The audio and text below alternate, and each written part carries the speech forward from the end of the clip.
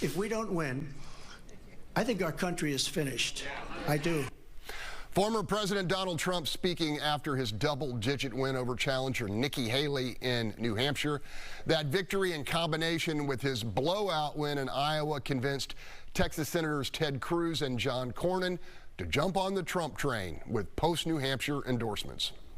South Carolina, my two colleagues from that state say that President Trump will win by 20 or 30 points in that state. So I think the time has come to acknowledge the fact that President Trump will be our nominee and to unify the party because it's going to be a tough fight leading into November 2024.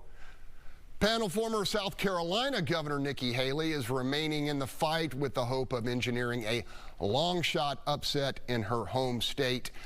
Charles, you've got some connections to South Carolina, and he's the famous author of the term the inauthentic Nikki Haley. Does Nikki Haley have any shot there? No. And I just want to say that we started this primary season with me on this show saying that Donald Trump was going to be the nominee, and everybody was like, oh, there's a whole race to run. 5 weeks ago when you guys tried to make Nikki Haley a thing before New Hampshire and Iowa, I said she was not going to pull it off or even come close. Everybody said I was wrong. Here we are towards the end, and Donald Trump is still leading, and Nikki Haley's going to lose in her home state. And when you look at some of the voters in South Carolina and the interviews that they've been doing with local news, they are not upset with her, but they are very much in love with Donald Trump and with what he's able to bring to the table. And when we talk about all the issues that we've talked about on this show for years, from the border to crime to the national debt, which he did not do much better on, I'll say that, to everything else, then what do you expect's going to happen in November? I mean, and when we have Biden, and that's why there is rumor, I mean, I have no clue how true this is, there's rumor of them wanting to replace Biden with another candidate because they know that he cannot compete against Trump. All right, look, you know, we've got polls out there showing that Nikki Haley beats Joe Biden by 12 points. Republicans completely ignoring him, saying, we don't want her, we want him and all his baggage. What's interesting about this whole process, and obviously I have a lot of respect for Charles, is what's going on here. You know, if you go back, Lyndon Johnson running against Gene McCarthy in New Hampshire, McCarthy didn't get any much more than Nikki Haley got, and that was the end of Lyndon Johnson. He was out, he wasn't going to win. The spin they put on this is interesting. She did really well in New Hampshire. She is a candidate who can attract independents and maybe some Democrats to vote for. We do not win this race, Charles, just with MAGA Republicans, especially when Trump, he has that great speech after Iowa, the day of the victory. He was really conciliatory, come together.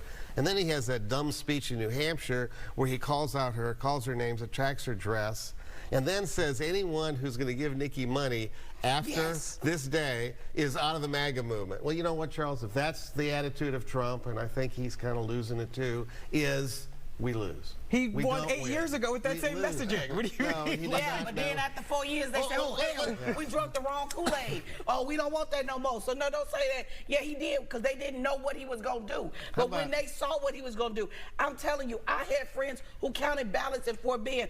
Call me tomorrow. You ain't going to believe this. These Republicans are voting Biden, all Republicans after that.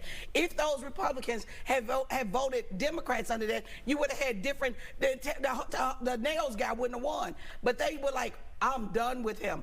This man, which we are not talking about, but I'm going to bring up, he just lost. He just got the punishment of $83 million for raping a lady. No, for trashing her. For trashing her, not for raping her. For rape was only worth $2 million. Because he raped her.